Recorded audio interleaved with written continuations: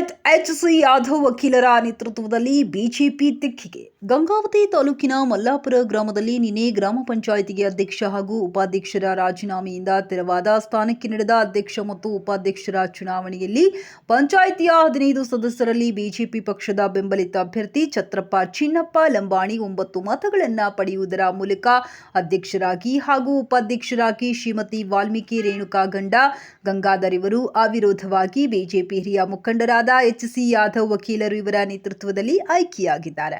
BJP ಹಿರಿಯ ಮುಖಂಡರಾದ ಎಚ್.ಸಿ. ಯಾದವ್ ವಕೀಲರು ಬಿಜೆಪಿ ಪಕ್ಷದಲ್ಲಿ ಅತ್ಯಂತ ಪ್ರಾಮಾಣಿಕವಾಗಿ ದುಡಿದು ಆನೆಗುಂದಿ ಭಾಗದಲ್ಲಿ ಕಾರ್ಯಕರ್ತರನ್ನು ಒಗ್ಗೂಡಿಸಿಕೊಂಡು ಪಕ್ಷ ಸಂಘಟನೆ ಮಾಡಿದ್ದು ಕಾರ್ಯಕರ್ತರು ಗೆಲುವಿಗೆ ಸಂತಸ ವ್ಯಕ್ತಪಡಿಸಿದರು. ಈ ಸಂದರ್ಭದಲ್ಲಿ ಗೌರೀಶ್ ಬಾಗೂಡಿ, ಪಂಪಾಪತಿ ಗೊಲ್ಲರ್, ಎಂಕನಗೌಡ, ಹನುಮರೆಡ್ಡಿ, ಲಕ್ಷ್ಮಣ್ ಎರಿಸ್ವಾಮಿ, ಬಸವನಗೌಡ ಪಾಟೀಲ್ ಸೇರಿದಂತೆ ಇತರರು ಉಪಸ್ಥಿತರಿದ್ದರು.